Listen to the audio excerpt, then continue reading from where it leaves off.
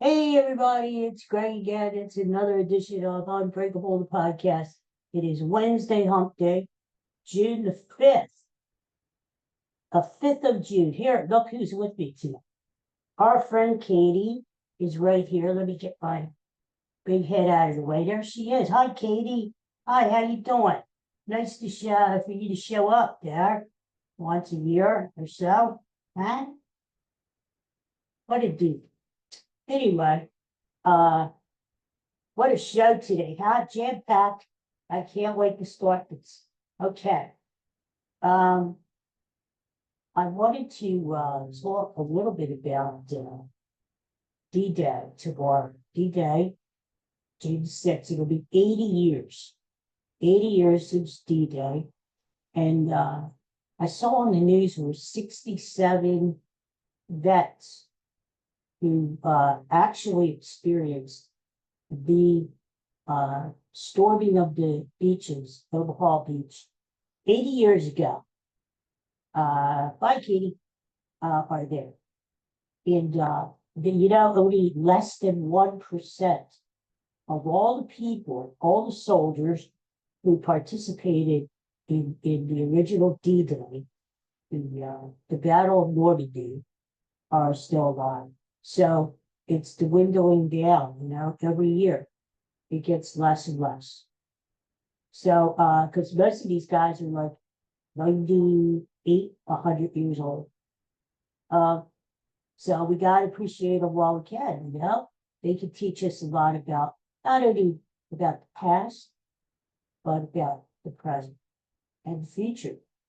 So I saw where they were walking around, these guys on the beach, and they gathered sand and they were putting the sand from Omaha Beach in jars to take home. And can you imagine what these guys must have went through that day? I mean, all you have to do is like watch the first 20 minutes of Saving Private Ryan. That is like just a taste of the hell that these guys went through that day. Um, you can imagine, just horrific. Um, and to think that they are still here, right? I mean, not only did they survive D-Day, they survived the war, they survived 80 years worth of life after that, and they're still here. So these guys are the real heroes, I tell you. And they ought to be saluted and they ought to be celebrated. So anyway, tomorrow's D-Day, and we need to think of these guys and everyone who lost their life, not only on that day, but in World War II, all the wars after that. And to me, they're not suckers and they're not losers. They are heroes, and they are the real patriots of our lifetime. Because if it wasn't for those guys storming the beaches, we wouldn't be here today. At least we wouldn't have the freedom that we have today. And I think of my dad. My dad. It was his birthday, and my dad was one of those great guys who stormed the beaches from Normandy and made it through the war. And he was injured, and they took him back to England to recuperate from his wounds. But he was able to go on in life, and had 6 kids, including himself. Uh, was a machinist, and never, never used to like to talk about them. I don't know if you know people like that.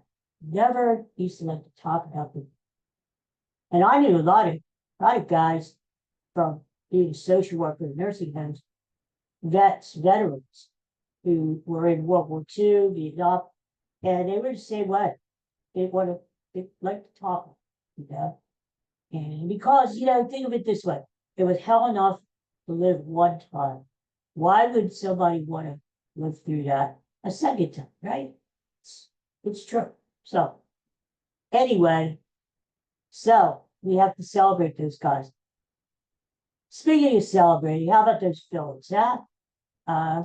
Won again last night. It looked like, it was 1-0 Brewers up until the bottom of the eighth inning. Phillies scored 2 runs, win the game 2-1. The more I see this team, the more I feel they're a team of destiny.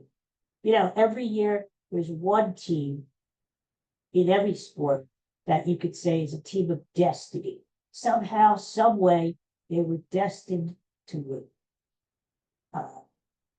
It could be a team that's been favored all year long. It could be an underdog team, that just comes out in the blue and wins the championship. A team with a lot of heart.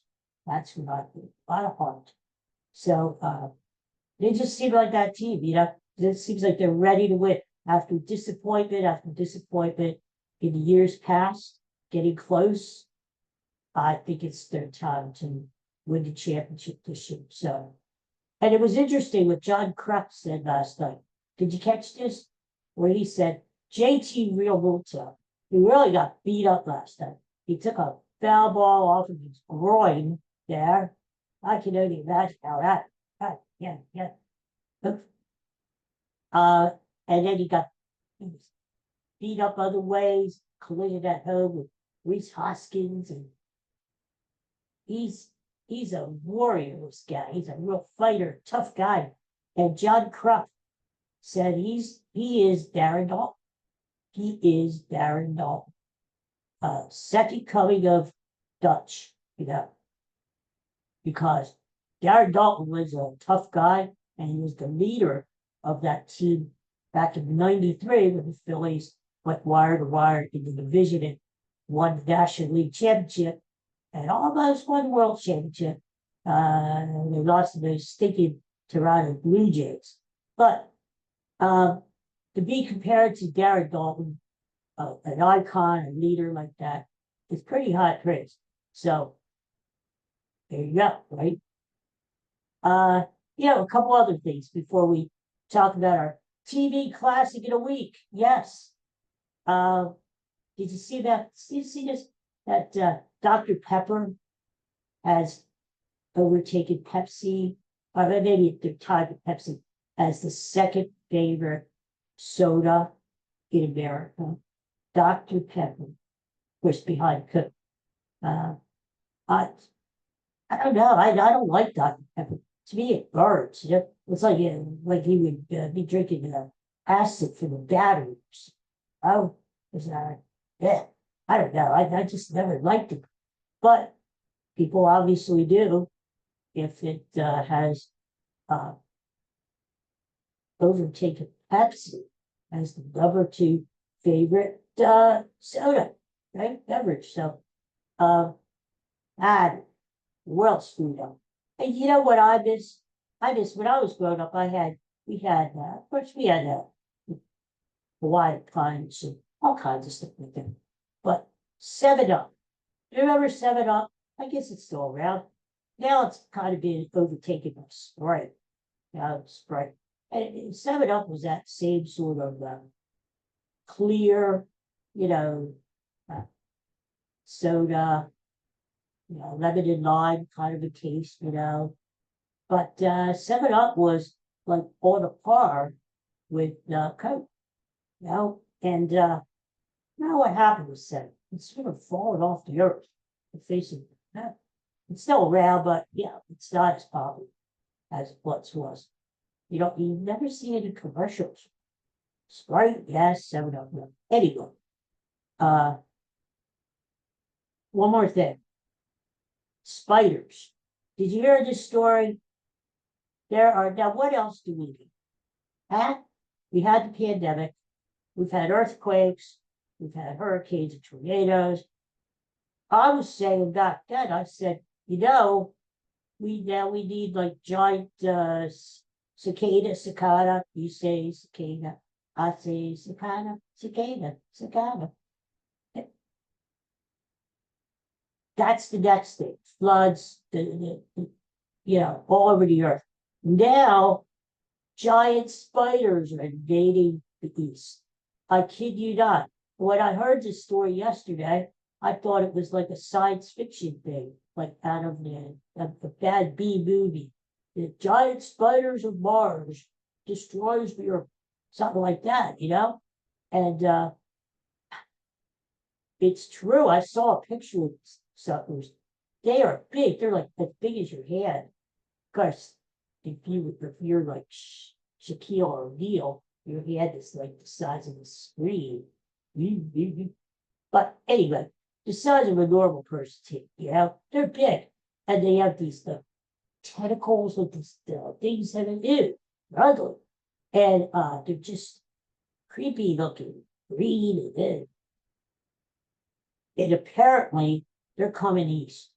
They are coming east, and they fly off like parachutes. They spin their webs like parachutes. They shoot at you and fall from the sky and all kinds of wicked stuff.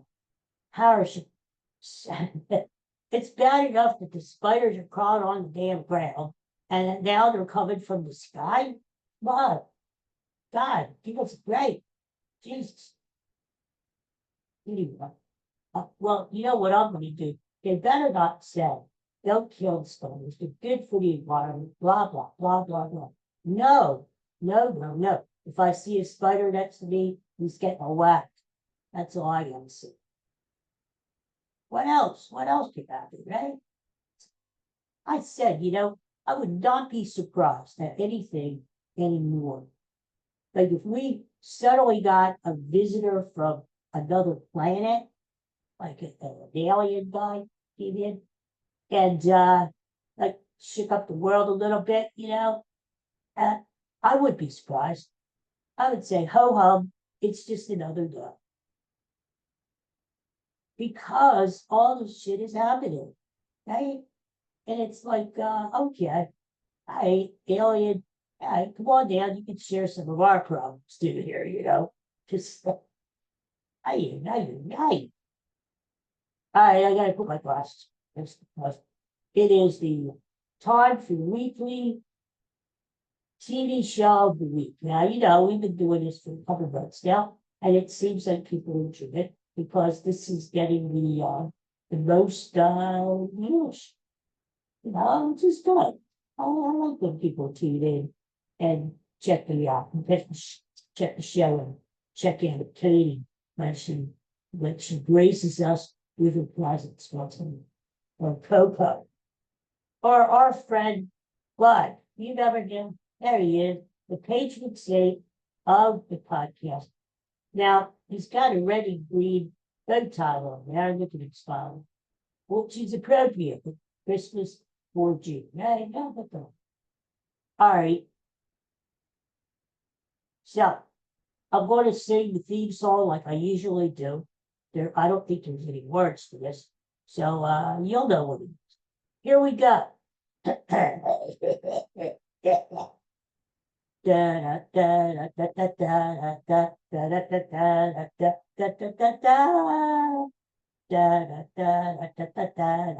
Katie, come on in. Okay, trails off. Yes, it's a Wheel of Fortune. That's our weekly. Don't be too excited. The reason I picked Wheel of Fortune was because, of course, this week is Pat Sajak's last week of hosting Wheel of Fortune. Could you believe it? Since like 1983, he's hosted the damn show. Like 40 years, 41 years, I can't count. But anyway, he's giving it up. Friday's his last day.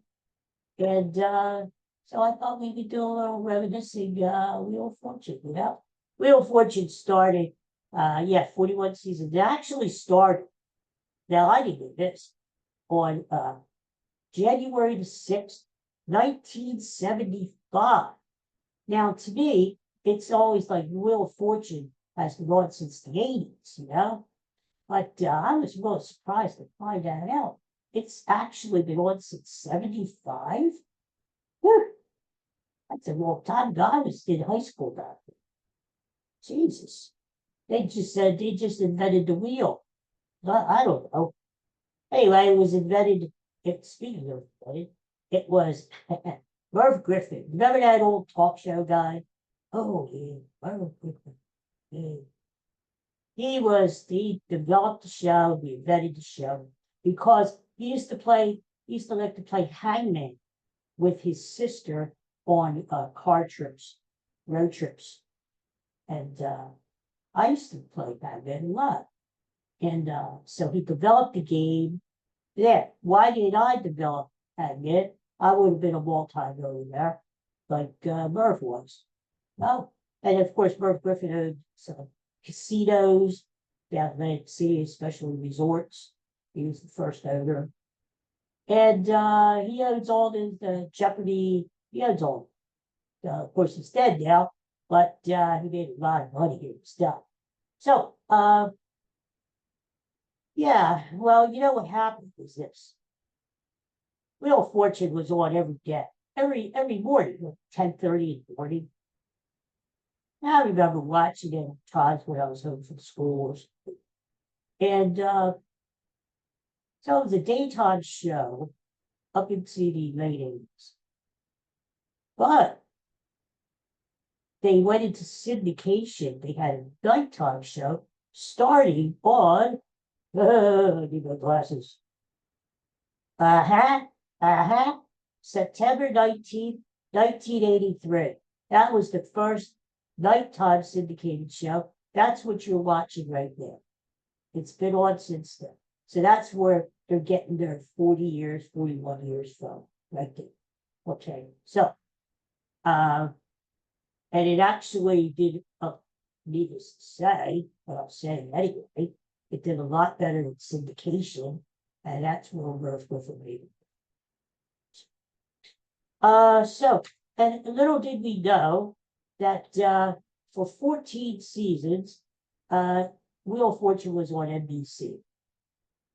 From 75 until like 89, NBC had it on every morning, like I said, around 10:30-ish. And then it was actually on CBS for 2 seasons, from 89 to 91. In 91, the daytime show was canceled. But I tell you what, I'll tell you something. Wheel of Fortune came on nighttime in 83. There were some very popular game shows on during the 80s. Tic-Tac-Doe. Remember Tic-Tac-Doe with Wink Martindale was the host. And then there was a show called The Joker's Wild. Remember, it was like a slot machine that people would pull the handle and the 3 things, Joker, Joker, Joker. Jack Barry was the host of that show. And that was very popular, very popular. Well, what happened was when Wheel of Fortune and Jeopardy came along in the 80s, they completely wiped out Tic-Tac-Doe and Joker's Wild. I mean, so bad that they took them off the friggin' air. Yeah, I'm not kidding. They took them off the air. That's how bad Wheel of Fortune and Jeopardy wiped them out. So there you go. So what happened was over 8,000 episodes of the nighttime Wheel of Fortune. And do you know what that theme song has entitled?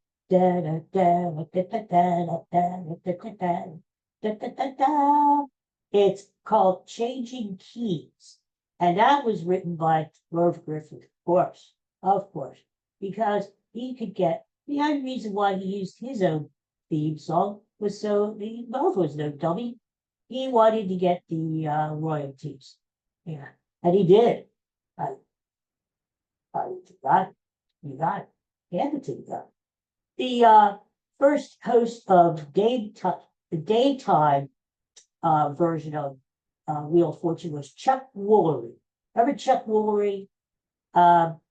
He went on to host the Love Connection, where he would sit around the couch there, just with the couple, and then he was like an old grandma. You know? He would say, "So tell me what happened on your date." And the girl or the guy would say, "Well, we went out to dinner, and we went to the movies, and we made out, And then we had a bite to eat, and then we made out, and Chuck would be there on the couch getting all the salacious details. And that was the show, pretty much. I mean, to me, it was a real waste of time, Love Connection, you know? But that was it. So here's what happened. Chuck Woolery, I don't think it was the brightest movie. It's not the brightest bulb, this guy, you know, not the brightest bulb in the pack, not the sharpest tool in the shed, this Chuck Woolery guy. He walked away from Wheel of Fortune. What the hell? He could have been really famous like Pat Sajak, made tons of money. I think Sajak was making like what 25 million a season, up to that. But no, he walked away to do stupid Love Connection. What the hell, huh? I bet you his mother is saying, Chuck, you moron, what did you do? Anyway, so yeah, he walked. Not a good career. TV Guide. TV Guide, well, 2013, they made a list of the 60 greatest game shows of all time. And Wheel of Fortune came in number 2. Number 2, I guess you could guess what number 1 is, right? Another Merv Griffin creation, Jeopardy. Number 1. I got Merv Griffin. So number 2's not bad. It was Sajak. Sajak has been on this friggin' show for so long. In 2018, he overtook Bob Barker for the longest continuous host of a game show. Bob Barker had the record there with The Price is Right, and Pat Sajak took him. For what it's worth. Yes, how about this? Now, with Wheel of Fortune, see, there's a lot of different forms of Wheel of Fortune during the years. I read it. I didn't think it was too exciting. Like this is, but you know, different incarnations of Wheel of Fortune over the years. Like so, when they first started out, they didn't have like a bonus round that you could actually win like $1 million. They had like a round where if you spun the wheel and you got that wedge, you could win a new gas range or a new dishwasher. Stuff like that. So that's the way Wheel of Fortune started out. That was their big prize. You know, back in the 70s, I mean, what do you want? What the hell do you want? Do you want nothing or do you want a dishwasher? Take the dishwasher, right? So that's what they offered. And Merv Griffin got a little bit smarter, and he said, no, we could do this better. Let's offer $1 million as the prize. Now it's hard to win it there. So let's face facts. They're not just going to give it to you. But what you got to do is during the regular course of the game, you spin the wheel, and if you hit the million wedge, you pick it up and you hold on to it. Now, you don't, if you get bankrupt any time during the game, you lose that wedge. And so you got to be really lucky, number 1, to land it. Number 2, to keep it. Number 3, you have to spin the wheel, the little mini wheel for the bonus round. You got to spin that before the bonus round. If you hit the $1 million wedge in there, then you play for the $1 million on the bonus pool. And you got to hit that. So there's a whole list of things that have to happen for you to win 1 million freaking. Okay. So, in other words, since they've been playing it that way, there have only been 3 lucky people who have actually won the $1 million. And 1 celebrity. Because now they have celebrity Wheel of Fortune. which I'm not going to talk about. But one celebrity. Can you guess who the celebrity is that won $1 million? Go ahead, I'll wait.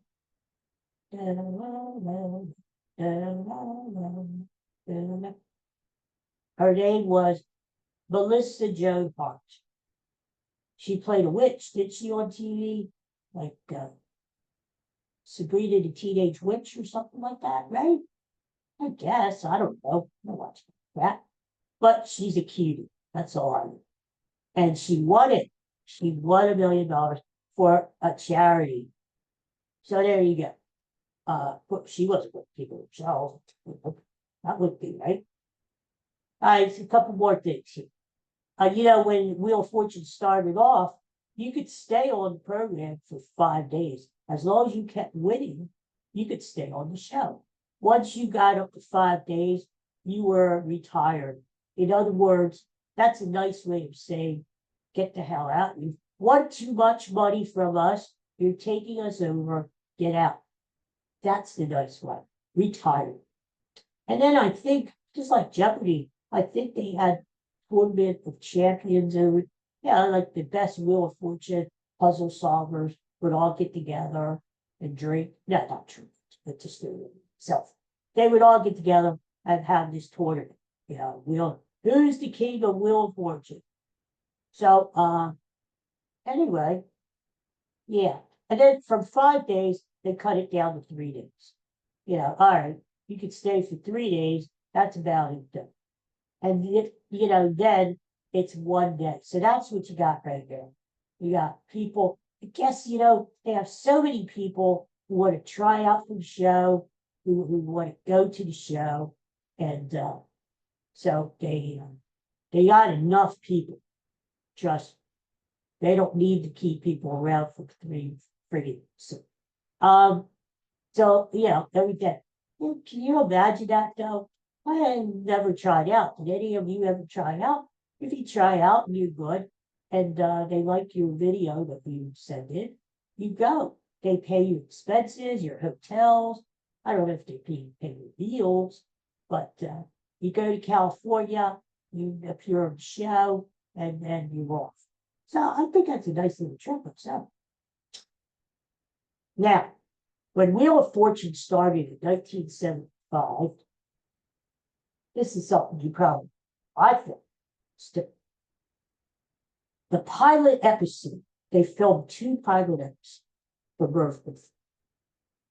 And the host was Eddie Kooky Barnes. Do you remember Eddie Barnes? I think he was on that show, 77, Sunset Strip. Do you remember that? All the old fogies would know that. Like me, I vaguely remember 77 Sunset Strip. And you really have to be old as dirt to remember that.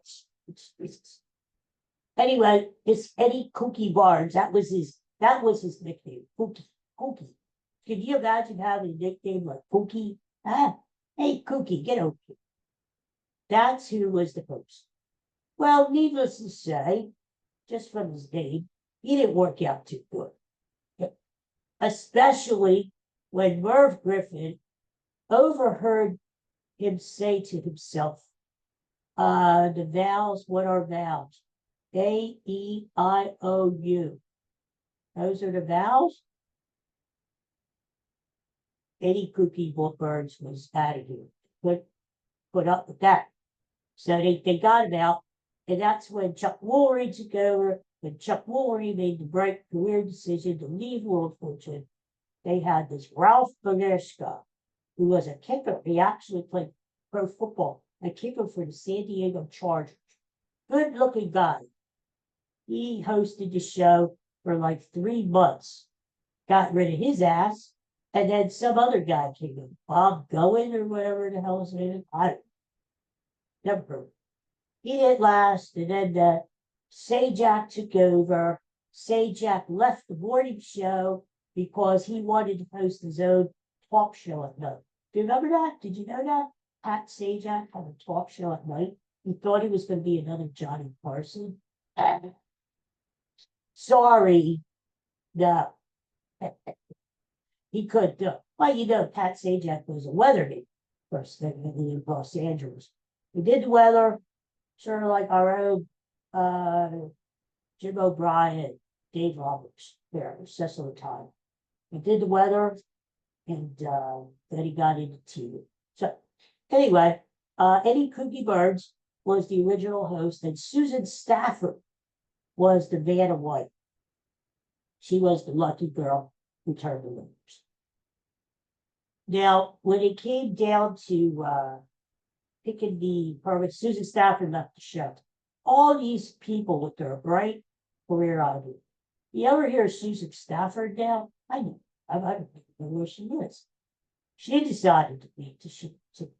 So Merv Griffin says, all right, he got like 200 applicants for the job, wheel turner, or letter turner. And back in those days, these women had to actually turn the letters themselves. It was hard work. And now it's a touch screen, like I do. Touch it down. And yeah. So it came down to 3 people. Want to hear this? The 3 people were Susan Bartholomew, who was a former Miss USA, who actually filled in for Susan Stratford at times in the 70s when Susan was sick. Vicky McCarthy, who was a Playboy centerfold body foot, and Vanna White herself. Those were the 3. Well, guess what? The head of NBC at the time, Fred Silverman, I think you've heard of him. He wanted to go with the Playboy buddy. I can't blame him. He was overruled by Merv Griffin. Merv Griffin was the one who wanted Vanna really bad. No, I shouldn't say that. It's expensive. Yeah, peaking. But anyway, Merv Griffin was the one who went to bat for Vanna White. Fred Silverman said, no, we can't have Vanna White. I want this one. Merv Griffin said, well, guess what? If I don't have Vanna White turned in letters, I pull my goofy show off your chin. Yeah, I'm not kidding. Merv Griffin put his foot down. Fred Silverman said, all right, you can have what you want, baby.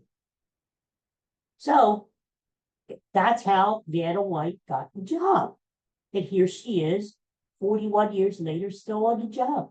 And from what I understand, even though Pat Sajak was leaving this week, Vanna White has signed on for 2 more years to host with Ryan Seacrest.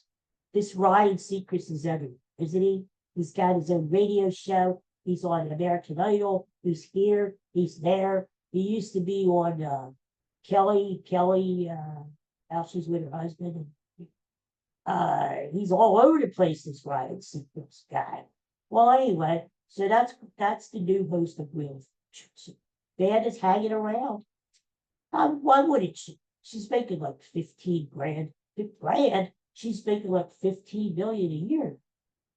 Where else can you get that money? That's what I said. All right. So 2 more things. Thank God. And that's the end of this. Maybe one of the most iconic dates in Wheel of Fortune's history was April 1st, April Fool's Day, April 1st, 1997. Do you know what happened that day? Go ahead, take your time. All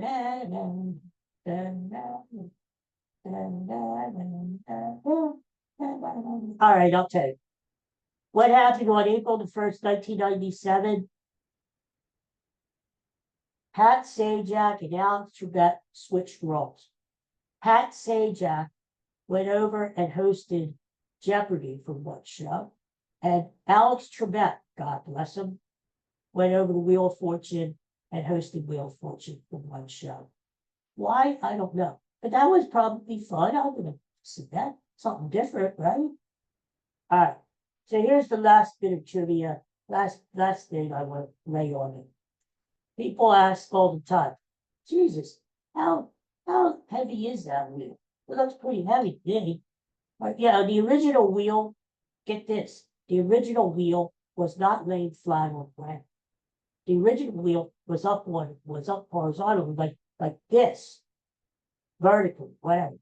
And like a wheel, like a raffle wheel, like you spin and how stupid was that, huh?